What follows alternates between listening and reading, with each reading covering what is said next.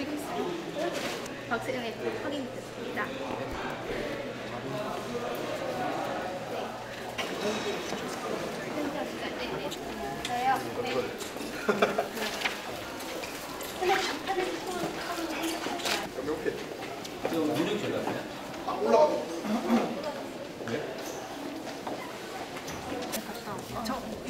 안녕하세요. 안녕하세요.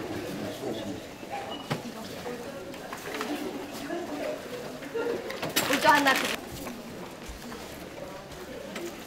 대표님 아니 잠깐만요. 들어가세요.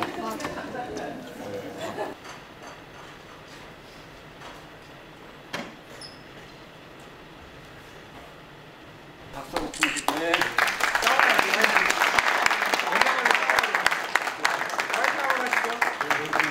ICO 화이팅! 하나, 둘, 셋, 화이팅!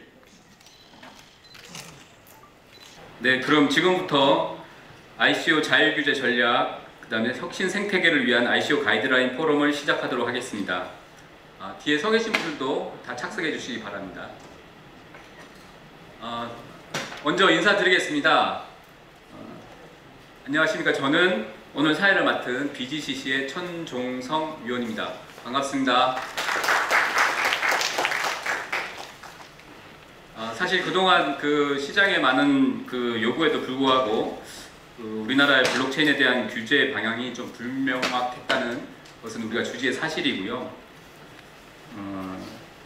사실 제도적 가이드라인도 부재한 상황이어서 오랜 기간 이제 시장이 많이 혼란을 겪고 있습니다. 그래서 이런 상황에서 이런 문제를 타개하기 위해서 먼저 저희 민간 차원에서 관련한 논의와 건의들을 좀 그동안 지속적으로 해왔고 또한 이러한 논의와 열망이 모아져서 아시다시피 오늘 행사를 주최한 그 민간 중심의 블록체인 거버넌스 컨센서스 위원회가 얼마 전에 구성이 되기도 했었습니다.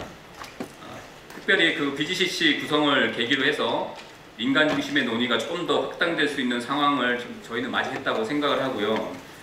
정부 여당을 중심으로 해서 블록체인과 암호화폐 ICO 허용 여부에 대한 정책 결정을 앞두고 있는 지금의 시점까지 왔습니다.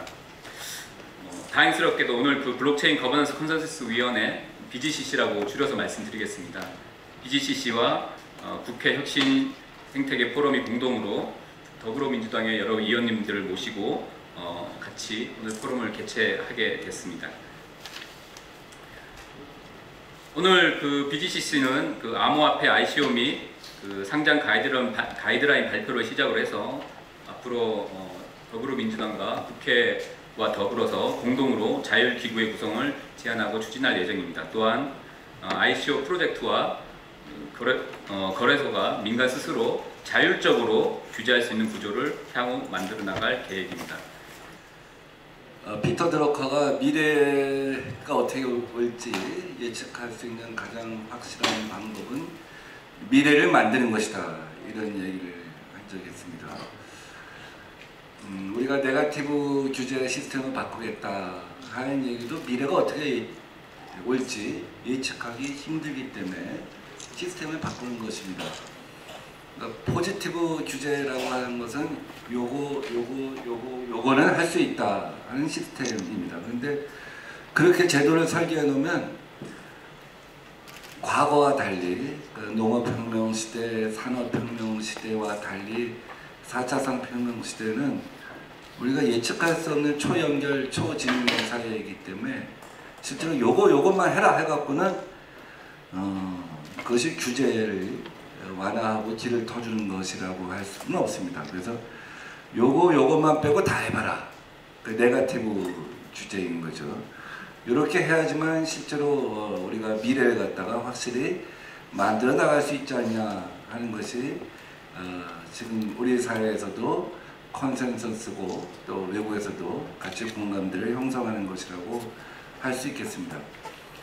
정부는 이에 따라서 혁신 성장을 얘기하면서 이제 네거티브 규제 시스템을 바꾸겠다고 해서 여러 가지 규제 혁신에 관한 새로운 중요한 어떤 그 틀의 변화를 갖다가 예고하고 있고 또 입법 성과를 낸 것도 있습니다. 금융에 관해서는 심지어 금융혁신법을 만들어서 그 샌드박스가 안전하게 놀 수 있는 샌드박스를 만들어서 거기서 새로운 시험적인 것을 해보라고 하는 것입니다. 그럼에도 불구하고 이 ICO랄지 이런 것에 대해서는 그 틀에 넣지 않고 있습니다. 저는 그 스위스 주크나 싱가포르나 또 최근에 펀드레이징 트렌드를 보면서 정부가 보다 유능하고 자신 있게 이 상황에 임해야 한다는 생각을 갖고 있습니다. 지난 2년 동안 펀드레이징의 트렌드를 보면 벤처 캐피탈, 엔젤 이런 걸 통해서 펀드레이징 된 거에 비해 훨씬 많은 규모로 사실은 ICO를 통해서 펀드레이징이 되고 있습니다. 이것이 일종의 트렌드인 것이죠. 그것이 더 모험 자본을 갖다가 많이 가동을 해서 새로운 플랫폼을 구축하는데 앞서갈 수 있기 때문에 그렇다는 생각을 하는 것이라고 봅니다. 반면에 그러면 지난 2년 동안 발행된 코인, 토큰 중에 발행가를 유지하고 있는 것이 과연 몇 프로나 되냐, 또 성공한 비즈니스 모델이 있느냐라고 얘기할 때 한편에서 회의적인 것도 사실입니다. 그러나 그럼에도 불구하고 이것을 바다 이야기다 혹은 유사수신 행위다 이렇게만 치부하는 것, 1년 전에 이 모든 것을 규제했을 때 그러한 인식에 머물러 있는 것도 문제라고 생각합니다. 우리는 그러한 과정을 통해서 우리 사회가 충분한 그 예방 효과, 백신을 갖다가 맞았다고 생각을 합니다. 이제 금융감독원이 이번 달 말까지 세계 각국의 사례를 수집한다고 합니다. 프랑스 하원에서는 기업의 성장 및 변화에 관한 법률 지난 10월 달에 통과됐고 상원에서 1월 달에 통과가 됩니다. 이 법은 아주 간단한 것입니다. ICO란 무엇이냐, 감독당국이 해야 할 일은 무엇이냐, 이런 아주 기본적인 얘기만 언급을 하고 있습니다. 사실 법제화냐 가이드라인의 차이일 뿐이지 지금 뭐 몰타나 스위스나 싱가포르에서 하는 가이드라인으로 이 산업의 길을 열어주는 것과 큰 차이가 없습니다.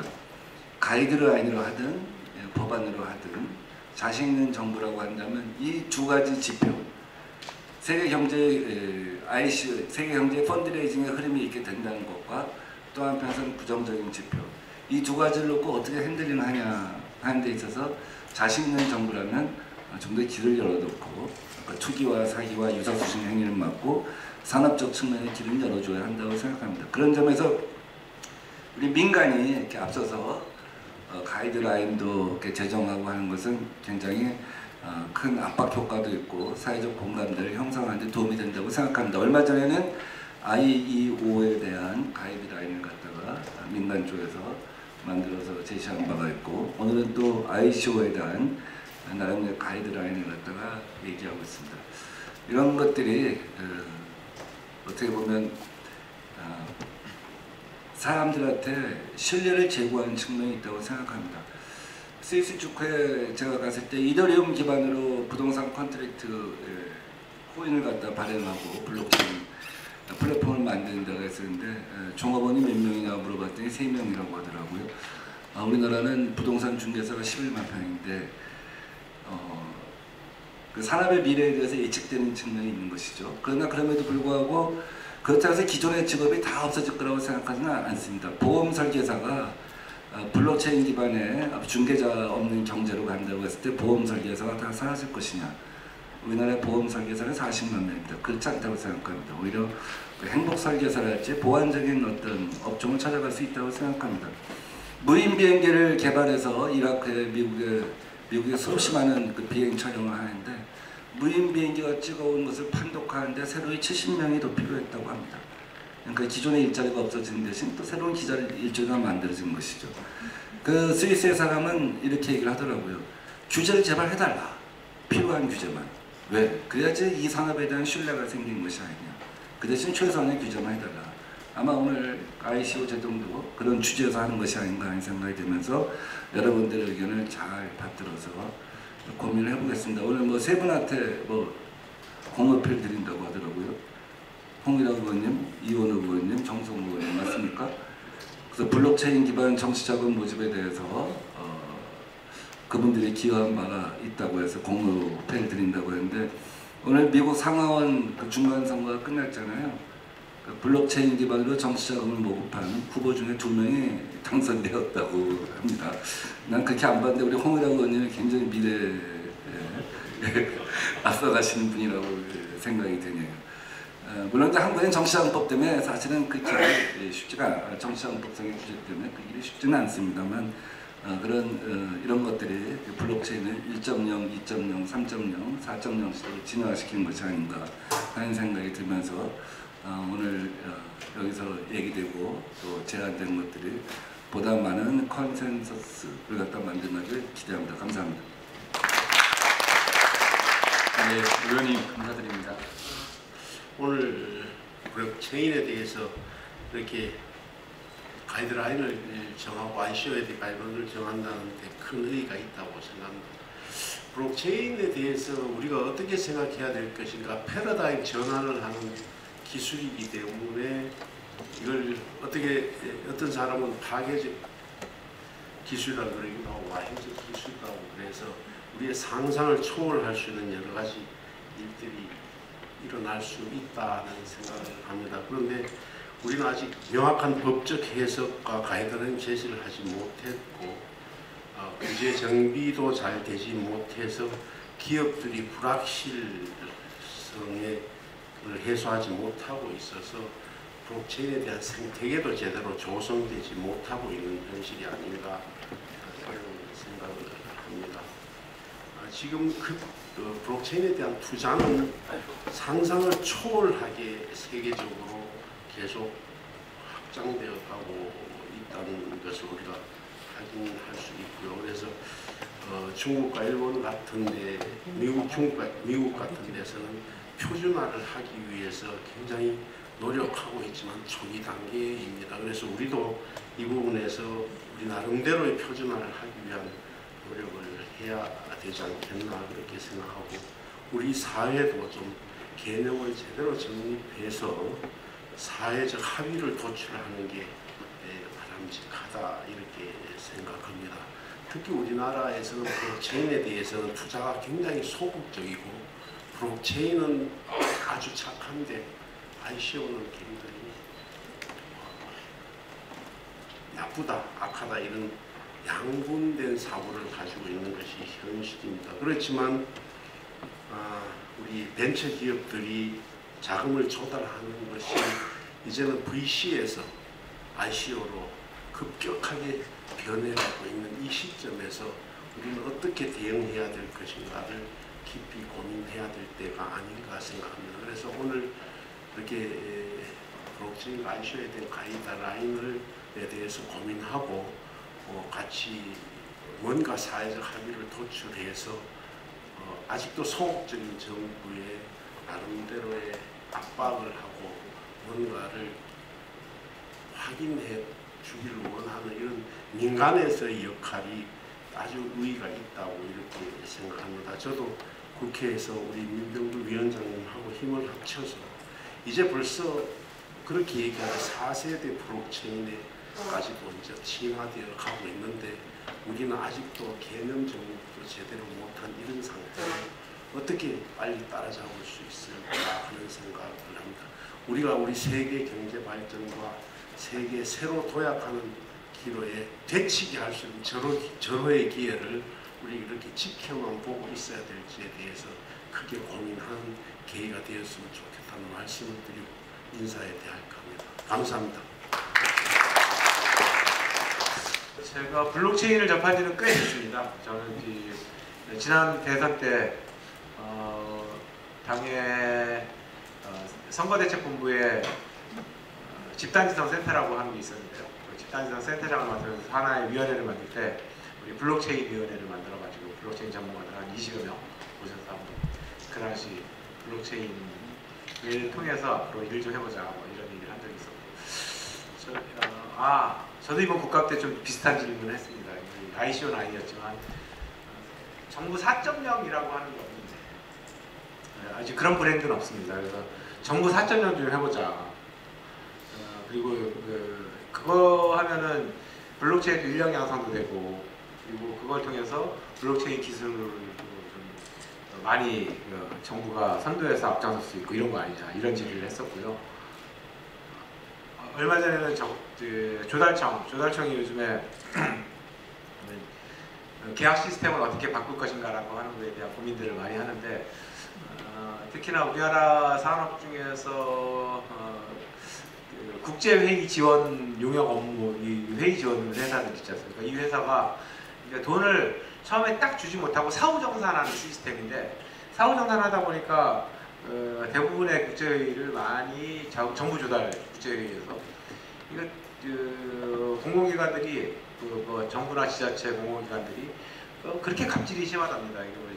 야 너네들 그거를 어떻게 입증해? 뭐 3명을 썼다고 10명 뭐 10명을 썼다고 3명 쓰고 10명 쓴 거 아니야? 뭐 이런 식의 그러면서 이제 일반적으로 들어가는 이제 비용에 대해서도 많이 깎고 그래서 그거에 대해서 돈이 남지 않는다라고 하는 이런 문제들이 많다라고 해서 제가 이제 지적을 하고 이거를 어떻게 좀 체계적인 시스템을 좀 잡아봐라라고 했는데 며칠 전에 저희가 왔더라고요. 그 조달청 차장이 와서 어떻게 했으면 좋을지 모르겠다 그래서 제가 블록체인으로 해봐라. 블록체인이라고 하는 게 차곡차곡 그 기록을 쌓는 암호화된 기술 아니냐. 그래서 그걸로 하면 예를 들어서 처음에 그 계약서를 거기에 쌓기 시작을 하면은 5명을 썼다. 그러면 5명 쓴 게 그대로 나온다는 거예요. 그리고 그 5명에 대해서 원천 징수한 거는 국세청에서 뽑아가면 돼요. 그리고 뭐 이러이러한 추가 비용이 발생했다. 그러면 추가 비용이 쓴 거에 대해서 거기다가 다 입력을 해버리면 누가 사후에 뭐 조작하려고 해도 조작을 못하는 거니까 그거 가지고 해버리면 다 된다. 그래서 저희 IBM 사장을 한번 소개시켜 줬습니다. 한국 IBM 사장을 소개시켜 줘가지고 조달청에서 한번 강의를 듣기로 했어요. 그리고 한국 IBM은 이게 아직까지 중소기업 고유업 품목이어가지고 그거를 자기네가 발주는 못할 것 같다 그러더라고요. 근데 대신 가서 그 강연을 한번 해주겠다라고 했는데 이게 제가 그러고 나서 이제 드는 생각이 조달청에 공사 관련된 하드국가 관련된 굉장히 문제도 많지 않습니까? 그거에 대해서 원도업자가 하드업자에 대해서 갑질한다라고 하는 게 항상 사회 문제가 되고 있는데 그 문제도 이 블록체인을 통한 계약서 관계가 이루어지면은 싹 일거에 해결할 수 있지 않을까라고 하는 생각도 좀 갖고 조달청 등하고 협의를 해보려고 하고 있는데요. 어쨌든 뭐 지금 경제가 굉장히 어렵다 그러는데 이 ICO를 통해 가지고 자본의 생태계 IPO 제도는 사실상 다 풀 걸 거의 다 풀었습니다. 이제 법제도만 정부에서 방침을 결정을 하고 IPO는 근데 이제 이미 시대가 변해서 IPO를 통해 가지고 기업들이 새로운 자금을 조달하겠다라고 하는데 그거는 사실 그 초창기 기업한테는 별로 쓸모가 없는 이미 그 상장 과정에서 만들어지는 기업들이어서 초창기에 기업들이 벤처 기업들이 어떻게 하면은 자금을 모을 것인가라고 하는 데서는 ICO가 굉장히 유력한 방안인 것 같다라고 해서 이건 이제 뭐 금융위원장하고도 얘기하고 여러 면들하고 얘기를 하는데 아직까지는 정부는 조금 더 보수적인 것 같습니다. 그래서 국회에서 열심히 노력하도록 하겠습니다.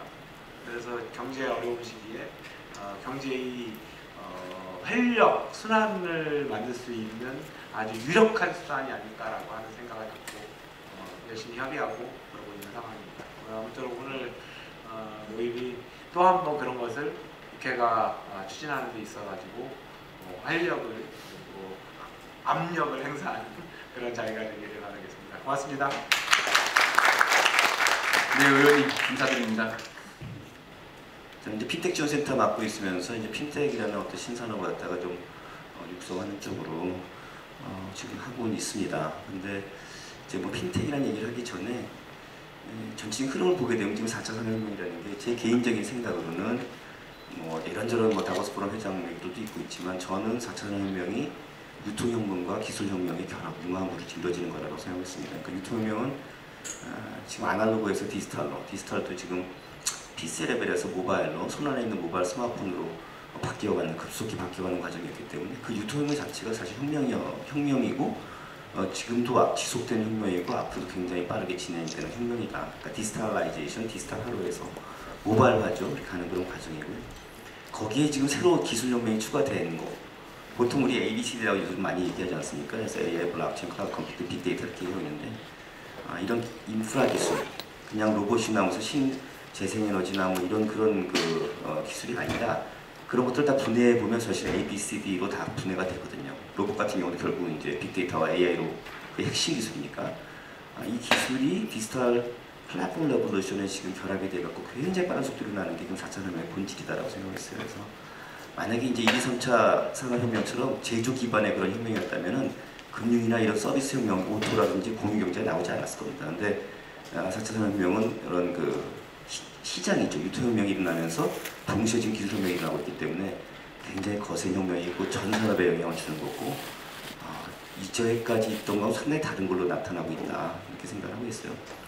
그런 각도에서 볼 때 한국이 사실 DJ 정부 때 인터넷 혁명도 굉장히 빠르게 동참을 해서 과감하게 그때 해서 미국에 이제 이런 쪽 먼저 치고 나와 실리콘밸리 쪽 같이 했죠. 그래서 나름대로 성공을 했어요. 유럽은 그때 하지 않고 그냥 모뎀 같은 거 유지하고 이렇게 하고 있다가 지금 망가졌습니다. 그래서 전 세계는 지금 디지털 플랫폼 갖고 있는 회사들이 다 장악을 했어요. 미국의 뭐 가파 또는 우리가 펑이라고도 얘기하고 펑이라고 중국 같은 건 배트맨이라고 합니다. 그러니까 구글, 애플, 뭐 아마존, 페이스북 또는 뭐 중국 같으면 이제 BAT죠. 바이도 아니고 텐센트 이런 데인데 그냥 ICT 업체가 아니라 실제로 디지털 플랫폼을 갖고 있는 회사들이에요. 디지털 플랫폼은 결국 디지털 시장이고 모바일 시장이고 소비자들, 우리 일반 개인들 지금 전 지구 인구가 지금 한 71억에 한 70%, 한 50억 정도가 지금 휴대폰이나 스마트폰 갖고 있으니까 손안이 다 그 시장, 디지털 플랫폼 시장과 연결되는 시장을 갖고 있는 거가 되거든요. 그래서 사실 굉장히 이제 함의한 게 크고 이미 마켓캡으로 해서 글로벌 마켓캡으로 보게 되면 1위부터 10위까지 해서 한 70%, 7개 내지 8개니까 70, 80%가 다 디지털 플랫폼 갖고 있는 회사예요. 그런 회사들이 이미 다 장악했어요. 그런 상태에서 지금 ABCD가 내려오고 있는 겁니다. 한국은 인터넷에서는 지금 굉장히 빠르게 나갔는데 디지털 플랫폼에서는 뒤쳐졌어요. 디지털 플랫폼이 실물하고 연결되면 그게 이커머스고 금융하고 연결되면 그게 이제 금융 플랫폼입니다. 사실 그 구분 없어요. 구분 없이 막 시작하는 거 대표적인데 구글도 그렇지만 지금 중국의 알바와 텐센트는 이커머스면서 실질적으로 이커머스 또는 그 시장이면서 물건 갖다 사고 파는 시장이면서 금융도 다 합니다. 그렇죠. 지금 다 바뀌었어요. 우리는 이번에 이제 정무위에서 인터넷 전문은행에 대해서 34% 지금 간 거죠. 그래서 지금 생각할 분들이 많이 있는데 이런 상태에서 지금 디지털 플랫폼이 정립 덜 된 상태에서 지금 ABCD가 엄청나게 빠른 속도로 내려오고 있어요. ABCD는 지금 말씀드렸죠. AI, 블록체인, 클라우드 컴퓨팅, 그다음 빅데이터 이렇게 말씀드렸는데 저는 이 4개 중에서 특히 중요한 게 BB라고 생각하고 있어요. 그러니까 B는 이제 블록체인하고 빅데이터입니다. 뒤에 뭐 데이터는 그냥 빅데이터 그렇게 약식을 생각해 주시고 왜냐면 AI가 굉장히 중요한 거지만 빅데이터 없는 AI는 의미가 없어요. 빅데이터하고 지금 사실은 블록체인 중요한데 왜 이걸 좀 다르게 생각을 제가 해봤어요. 국가 전략, 국가 경쟁력도 경쟁력이고 어떤 산업과 새로운 산업을 일굴 때 앞으로는 빅데이터가 무지무지하게 중요하다.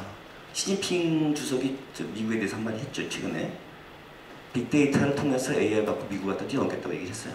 저는 그게 상당히 의미심장하고 중국의 국가 전략이라고 생각하고 중국은 인구도 미국보다 5배지만 카드 소사이티가 아니고 스마트폰 소사이티이기 때문에 숫자, 텍스팅, 문자 데이터, 동영상, 그림 데이터까지 한꺼번에 나와요. 스마트폰으로 하기 때문에. 그래서 사실은 5배가 아니라 15배 또 규제 완화까지 하면 20배의 속도를 지금 미국보다 빅데이터가 수출되고 있습니다.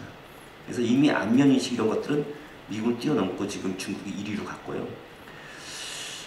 이거는 근데 생각해보면 인터넷도 지금 여러 가지 문제가 있지만 굉장히 큰 경쟁력을 만들어 왔지만 큰 산업에 세계적으로 중앙 집중적이어서 독점적이에요. 독과점적.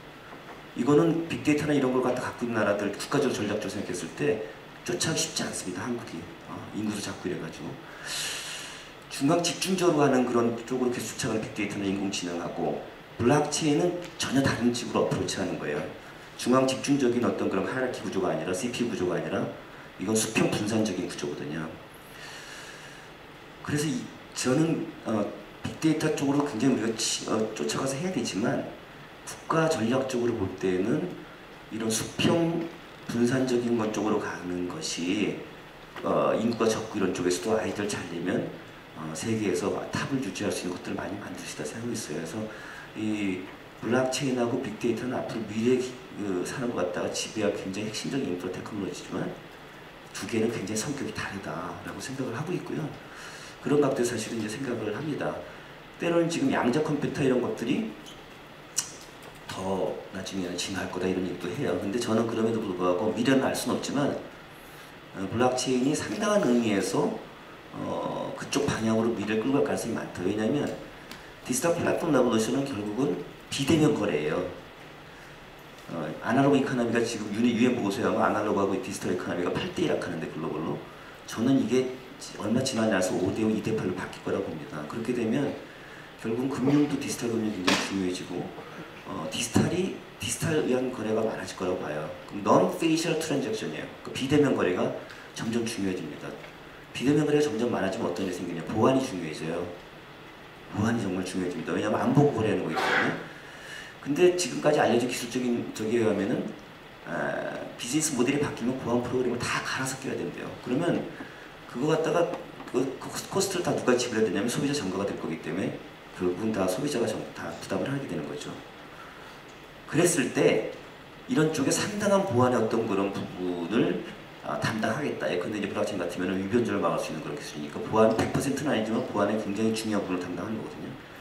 그런 방향성을 갖고 있는 게 범용성으로 나오는 거죠. 시스템, 그러니까 어떤 하나하나 뭐 비즈니스 모델이 바뀌는 게 아니라. 그래서 시간이 지날수록 디지털라이제이션이 심해지면 보안의 이슈는 점점 중요해질 텐데 범용성이 보안을 갖다가 막겠다 하는 그런 블록체인은 굉장히 작수 중요해질 거다. 또 하나는 지금은 우리가 IoT 시대라고 얘기했지만 IoT 시대가 아니에요. 지금은 IoH 시대입니다. 인터넷 오브 휴먼이라고 제가 얘기를 해요. 스마트폰 시대니까. 이게 정말 인터넷 오브 띵스 IoT 시대가 되려면 디바이스나 기계나 시스템이 지들끼리 거래를 해야 돼요. 근데 그거는 이제 아직까지 안 왔지만 제가 보기에는 픽스드 제너레이션 5세대가 초연결과 초고소 갖다가 이제 점점 강화시켜주고 센싱 테크놀로지가 이제 발달이 되면 그런 디바이스나 기기 갖고서 센싱을 해갖고 다 감지하면서 거래할 수 있는 그런 조건이 만들어질 거예요. 그쪽으로 갈 거냐? 분명히 그렇게 갈 거예요. 그렇게 가게 되면 지금 휴대폰, 스마트폰을 갖고 있는 인구가 전 세계 지금 70%라고 하면 50억 인구라고 했잖아요. 지금 디바이스나 기기는 150억 개 정도 된대요. 향후 5년이면 200억 개가 될 거라고 합니다. 그러면 거래가 자동 거래가 200억 컴비네이션 2, 200억 컴비네이션 3 여러 개가 있을 거예요. 엄청나게 거래가 폭발적으로 늘어나요. IoT 거래가. 근데 그 거래는 IoH 거래하고 틀려요. 설사 인간끼리 비대면으로 거래했다 하더라도 사람들은 그 다음날 전화해서 확인할 수 있어요. 근데 기기끼리 하는 거는 확인 못합니다. 너무나 많이 하기 때문에 뭐 TV하고 뭐 냉장고. 그건 무슨 얘기냐면 거래 비용이 엄청나게 늘어나고 보안의 이슈가 점점 더 중요해지는데 그걸 범용적인 측면에서 커버해줄 수 있는 기술로 어떤 게 나올까? 첫 번째 나오는 게 블록체인이에요. 블록체인은 위변조를 막기 때문에 위변조로 인해서 제3자 검증 갖다 필요하지 않게 만들어져요. 제3자 검증이 필요하지 않기 때문에 당연히 유통 과정에서 유통 갖다가 줄일 수 있습니다. 5단계인 유통 갖다가 3개, 2개로 줄일 수 있어요. 코스트 줄이는 거죠. 그래서 결국은 비대면 거래가 디지털라이제이션에서 심해지고 IoT 시대로 가면 갈수록 블록체인과 같은 기술은 대단히 중요해서 설사 지금 상용화되는 수준의 기술 속도가 좀 낮다 하더라도 결국은 엄청난 글로벌 자본과 천재들이 뛰어들어와서 그걸 풀 거다라고 개인적으로 생각하고 있어요. 그래서 그 방향으로 끌려갈 거다라고 저는 보고 있고요. 그래서 이렇게 중요하고 뭐 그냥 뭐 말로만 패션으로 해서 그런 게 아니라 이거는 국가 전략적으로 생각을 해야 된다. 그리고 빅데이터보다 훨씬 그런 의미에서는 가치가 있을 수 있다. 한국 같은 그런 나라에서는 그렇게 생각하고 있고요. 그런데 지금 아까 이제 민병대 위원장님도 홍일학 의원님도 말씀 주시고 우리 이윤희 의원님도 말씀 주셨지만 그렇게 중요하다고 생각하는 블록체인을 얘기를 하고 있지만 지금 가상화폐와의 소위 이제 분리할 수 없다는 이슈 때문에 엉거주춤됐어요. 근데 사실 가만히 생각해보면 콜럼버스 달걀이에요. 마술에 빠진 것 같다고 제가 어디 가서 얘기했어요. 그러니까 사실은 그냥 이원화시키면 돼요. 그럼 왜 지금 가상화폐 문제가 됐느냐? 가상화폐가 지금 범용성으로 될 거라는 지금 퍼블릭 블록체인을 얘기하는 거죠. 퍼블릭 가상화폐 얘기하는 건데 비트코인이나 뭐 이더리움 같은 경우에 시장 확장성을 생각하고 있기 때문에 가격이 오른 거예요. 그러면서 변동성이 커진 거죠. 그러다 보니까 교환서나 화폐로서 또는 통화로서는 이게 자기네기가 힘들다라는 거죠. 아직까지 그걸 풀 수 있는 기술적인 수준이 아직 도달을 안 했어요. 글로벌이나 국내에서. 또 하나는 그걸 어떻게 하겠다는 시스템은 표준을 갖다 만들지 못했어요. 근데 그렇다 해가지고 블록체인 갖다가 우리가 육성을 안 하면 우리는 뒤쳐져갖고 아무것도 안 돼요. 그래서 이걸 이원화시키면 사실 되는데 왜 안 했을까? 왜냐면 신사람 나올 때 우리는 에퀴티 파이낸싱으로 해서 벤처 쪽에 다 봤지만 그쪽 육성하면 되거든요. 그러면 블록체인 쪽에 그 기술이 굉장히 육성이 되면서 가게 되면 어떻게 보면 원천 기술이 좋아지니까 가상화폐 쪽도 굉장히 도움을 받아요. 그래서 이거는 그렇게 바로 시작을 해야 된다라고 저는 생각하고 있어요. 근데 거기까지만 생각을 해서는 안 되고 제가 보기엔 이게 시간이 흘러가면서 표준이 글로벌 표준이 만들어지거나 국내에서 표준을 만들거나 또 기술적으로 해결할 수 있는 이슈가 생기거나 하게 되면 어차피 코인 쪽 파이낸싱, 코인 쪽 펀딩을 갖다 가능하게 해줘야 된다는 거죠. 그래서 이미 지금 일본이나 뭐 스위스나 싱가포르나 미국이나 나름대로 이런 그 가상화폐라는 표현보다는 그런 그 가상 통화를 성격 규정을 하고 있어요. 근데 저 개인적 생각은 복잡하게 하기보다 디지털 애셋하고 그냥 시장 확장성이라는 것들이 담보되지 않는 대상과 범위를 제한하는 의미에서의 코인, 그냥 심호화폐와 몇 대 몇으로 규정할 수 있는, 폐거시킬 수 있는 그런 코인, 이 두 가지로 심플하게 출발하는 게 어떠나 이렇게 생각을 하겠어요. 그렇게 해서 일단 디지털 애셋인 경우에는 좀 범위를 제한해가지고, 저 핀텍 센터 같은 경우에 지금 규제 샌드박스 앞에서 지금 미터 테스트 베드 만들어갖고 하거든요. 그러면 지금 기존의 어떤 룰이라든지 법과 제도나 인프라에 안 맞다 하더라도 일단 해서 소비자, 엔드유저한테 굉장히 만족도 높이는 그런 구조라고 판명이 되면 바꿔서 나갈 수가 있는 거죠. 그래서 그런 틀내에서 제한된 범위 내에서 코인 발행을 검토하자. 오늘 이제 가이드라인 나오지만, 그래서 저는 그냥 순수 블록체인 알고리즘은 당연히 발행할 수 있어야 되고, 순수 블록체인 알고리즘이 아니다 할지라도 근데 블록체인의 특장점을 풀리 활용해서 그게 없었더라면 뭐 A족 100 정도밖에 되지 않는 어떤 비즈니스 모델인데, 블록체인이 연결됨으로 해서 그게 500, 1000이 될 수 있는 그런 비즈니스 모델이라면 그건 허용해줘야 된다. 근데 뭐 배달 사고 날 수 있는 기부 사이트가 여러 가지 쭉 있잖아요. 그래서 그런 부분들은 제한된 범위 내에서 허용을 해주면서 테스트 마켓 형태로 가게 되면 제가 보기엔 같이 뭐 밀어주고 끌어주고 하면서 갈 수 있는 구조가 되고 앞으로 나갈 수 있지 않을까 생각하고요. 여기 자료는 제가 모태펀드 있었기 때문에 결국 이제 그런 생태계를 조성하려고 하면 펀드가 필요한데, 블록체인 기술 그런 부분들은 에퀴티 펀딩으로 시작을 하자. 그리고 제한된 범위 내에서는 코인을 갖다가 뭐 가이드라인이나 그런 것들과 좀 우리가 컨센서스를 갖다 만들어내서 해나가자, 이런 생각을 하고 있습니다. 좀 제가 돌릴 수는 없는 건가요? 넘겨보시면 다행히 뭐 아직까지 막 글로벌리 그 뭐 블록체인 펀드라든지 이런 자금 조달이 뭐 많이 빠르게는 증가를 하고 있지만 대단히 뭐 지금 앞서서 나가거나 해서 우리가 쫓아가기 힘든 그런 구조는 아직 아니에요. 그리고 특이한 거는 저희 중국이 뭐 아시지만 중국은 ICO도 금지시켰고 가상화폐 거래소도 다 그냥 폐쇄했고 다 그랬지만 블록체인의 기술은 지금 엄청나게 발달을 해서 미국보다 특허가 훨씬 많습니다. 그리고 앞서 나가고 지금 뭐 인공지능 때도 다 마찬가지죠. 그래서 이원화시킨 거죠. 그리고 제가 돌릴 수가 없네요. 이미 그 항저우라든지 선전이라든지 그 난징 이런 데서 블록체인 펀드 같은 걸 만들어서 하고 있어요. 에퀴티 펀딩이죠. 주식을 일단 파이낸싱을 해가지고 그쪽으로 키워나가고 있습니다.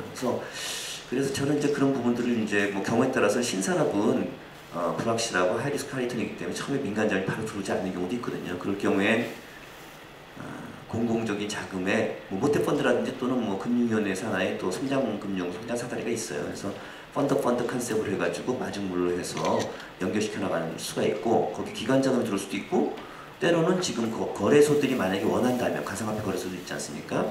수익도 많이 내고 있기 때문에 그런 쪽이 참여해서 같이 할 수도 있지 않을까, 이제 이런 생각을 하고 있고요. 그리고 이제 이런 얘기를 드리고 싶어요.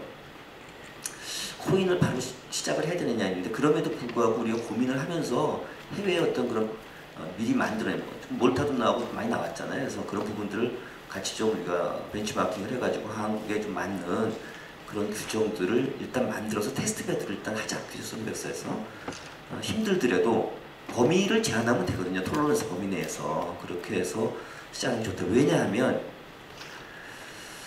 두 가지 이유인데요. 제가 아까 제가 너무 오래 얘기하나요? 비대면 거래가 디지털라이제이션 심해지면 비대면 거래가 늘어나고 IoT 시대가 되면 더욱더 그런 게 거래가 폭증할 거기 때문에 블록체인의 컨셉이 결국 미래의 방향이 딱 맞는다 했는데, 또 하나가 있어요. 지금 사실 지금 매월 11월 11일 곧 오죠? 우리는 이제 가래떡데이, 뭐 빼빼로데이라고 그러지만 중국은 그게 솔로데이예요. 광곤지에라고 합니다. 광군절. 작년도에 광군절에 그 중국의 하루 매출이 얼마였냐면 40조였습니다. 이미 미국의 블랙 프라이데이는 완전 뒤로 그냥 보냈어요. 거기서 알리바바가 28조였고 12조 가까운 게 찡둥이었습니다.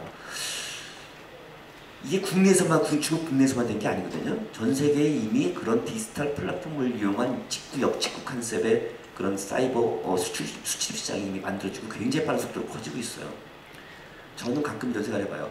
우리 머릿속에는 지금 예컨대 우리 국내 물건 아니라 해외 물건 갖다 쓴다면 어떤 컨셉이 있냐. B2B2C 모델이에요. 제가 그냥 밖에 나가서 물건을 갖다가 여행 갔다 사오거나 아니면 누군가 기업이 밖에 것도 수입해다가 백화점, 쇼핑몰, 뭐 시장에다 뿌려놓으면 우리가 사는 거죠. B2B2C 모델입니다. 기업이 기업한테 넘기고 소비자가 가서 사는 거. 근데 사실은 이미 우리가 디지털 플랫폼이 글로벌로 연결되는 글로벌 소비 관점에서 보면 B2C 모델이에요. 우리가 이미 들어가서 빵분절에 근데 뭐 티몰에 들어가갖고 중국에 뭐 근데 화이의 걸 살 수도 있고 일본에 뭐 기초 화장품 좋은 거는 일본에 시세도 가서 살 수도 있어요.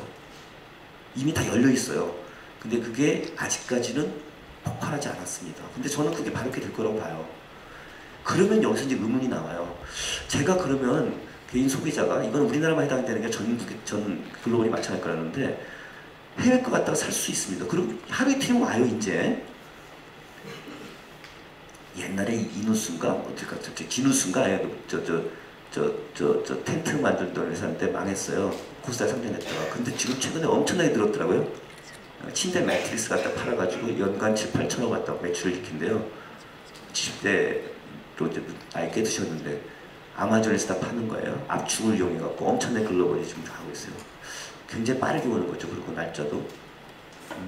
B2B2C가 아니라 B2C 모델이었어요. 그랬을 경우에 소비자들이 결국 생각하는 거는 왜 내가 일본 제품 같은 게 사는데 왜 환 리스크를 내가 져야 되나? 아니면 원엔 환율에서 그걸 바꾸는 또는 내가 왜 환 리스크를 주지 않으려고 엔화를 갖다 해지를 해야 되나? 해지 비용을 내가 왜 들여야 되나?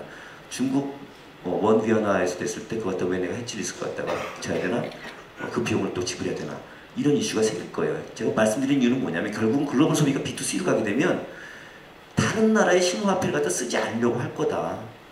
그냥 코인으로 하면 되는데 그거를 왜 그렇게 막 왔다 갔다 하면서 코스트를 지불해야 되는 생각을 할 거라고 생각합니다. 그리고 이미 그런 시대가 사실상 왔어요. 그래서 글로벌 소비가 그런 쪽에서 굉장히 그 디지털 마켓이 커져가지고 그 디지털 마켓에서 수출이 커지고 아까 말씀드린 IoT 시장이 그런 식으로 해서 거래가 폭증하고 이런 쪽을 가게 되는 방향성 갖고서 계속 가게 된다면 저는 그 코인의 어떤 이런 부분에 대해서 우리가 생각을 달리하고 준비를 해야 된다. 이때까지 인터넷이나 또는 다른 식의 어떤 그런 빅데이터가 됐든 뭐가 됐든 디지털 플랫폼은 중앙 집중적인 하이라키 컨셉의 디지털 플랫폼이었어요. 근데 앞으로 이 블록체인이 하는 거는 블록체인이 수평 분화된 디지털 플랫폼을 만드는 거라고 생각해요. 그러면 그런 디지털 플랫폼이 한국에서 나와야 된다고 생각해요. 벤처나 스타트업이 그런 기업이 돼야 돼요. 큰 기업이. 그러려면 그 사람들이 돈을 벌 수 있어야 돼요. 그냥 블록체인 기술만 육성해 줘갖고는 대기업 이미 뭐 삼성전자나 현대차에 공급체를 갖고 있는데 그냥 기술 팔리고 말 거예요. 비싸게 못 팔 거예요. 그러면 정말 뛰어난 사람들이 점프하지 않을 거예요. 저는 그래서 그런 의미에서라도 제한된 범위지만 코인이나 가이드를 만들어서 그 디지털 플랫폼 내에서 거래되는 코인이 가치가 올라가가지고 그걸 바라고 미친 듯이 준비하고 점프하고 기술 개발하고 디지털 플랫폼 만드는 젊은 사람들과 스타트업이 나와야 된다고 생각합니다. 어쨌건 오늘 저희들이 이 가이드라인을 완결체로 ICO 가이드라인 완결체로 만들었습니다. 그리고 이것은 저희들이 몰타의 법과 우리나라의 법을 가장 준용했고요. 우리나라 법에 맞게 만들었고요. 그리고 가이드라인인 이제 몰타의 법 또는 이제 싱가포르의 가이드라인들을 좀 많이 참조했습니다. 네, 그래서 형태적으로도 완결성을 가지고 보내드렸고 저희들이 BGCC의 그 그룹에서 저희들이 공개를 하겠습니다. 다운받을 수 있도록 공개를 하도록 하겠습니다. 네. 이 가이드라인을 만드는 데 중요한 것들은 자본시장법입니다. 자본시장법에 따라서 우리나라가 어떻게 가이드라인이 정해지는가가 다 결정되기 때문에 토큰의 성격을 보는 것이 가장 핵심적인 내용입니다. 그리고 가이드라인은 이 우리나라에 아까도 말씀드렸지만 거의 모든 제가 평가를 해본 결과는 거의 모든 코인이 지금 현재로는 정권형입니다. 그러니까 정권형인데 우리나라가 지금 정권 그룹에 따라서 하지 않고 오로지 그냥 팔았죠. 그리고 이것이 이제 되게 문제가 지금 앞으로 될 거라고 보여지고요. 향후에 이제 이 하자 치유의 문제가 되게 중요하게 될 거라고 봅니다.